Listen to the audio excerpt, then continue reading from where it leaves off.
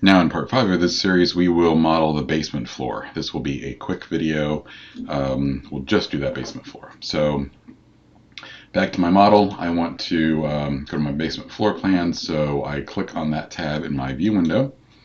I'm going to zoom in a little bit. I'm going to use that same tool, the floor tool. It's on the architecture ribbon. The floor that I want is not the one I just created, but that's the one it remembers that I just used. So I click that drop down. There is a floor there that I do want. It's a concrete slab 4-inch. So I click on that. Now, since I'm doing this in a floor plan view, and there are walls that I can grab, it defaulted to this Pick Walls tool. So I'm going to place my cursor on the inside edge of that wall. Click the Tab button once. That gets me a pre-select highlight on all 4 of the walls. If there were more walls, it would highlight all of them. Whatever walls are chained together, it would highlight. Then I click my left mouse button once, and that gets me these pink lines all the way around. Those define the edge of my floor. If I click to the green check mark right now, it would just create a 4-inch floor slab as big as that pink box. Well, it's possible, let me undo this. It's possible that if you hover your mouse toward the outside edge of that wall, and then click the tab button once, and then click the left mouse button once, see the pink lines are toward the outside of the wall. So it realizes you're not just picking the wall, you're picking which side of the wall you want.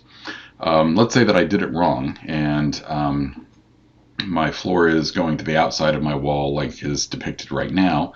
I can just click these flip arrows, and it'll flip all 4 of those pink lines to the inside edge. That's really all that I need to do. I click the green check mark. It's going to ask me a question. It says, the floor overlaps the highlighted walls. Would you like to join geometry and cut the overlapping volume out of the walls? Say no. I do not want to do that. And then let's go look at this in 3D and see what we did. So up at the top of my view window, I click the 3D button, and I can't see it. Well, that's annoying. So let's try a little trick here. I'm going to click escape twice to get out of that place floor area, and so now I'm in my properties are on my 3D view. So if here's the top of it. If I slide this down a little bit, I have in the extents area, I have this section box.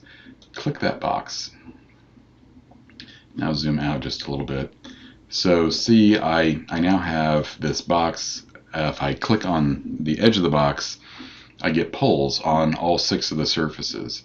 I'm going to pull this surface back to where it's inside of my house, and then I can zoom in, and I can see that, oh yeah, I did just place this basement floor. It's right there. There's my footing, there's my basement wall, there's my floor system.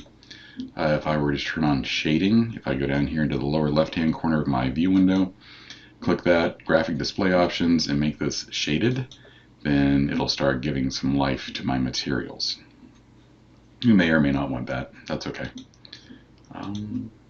Just going back to hidden line. And I'm also going to go over here into my view, properties, and uncheck section box, and it'll go back to normal.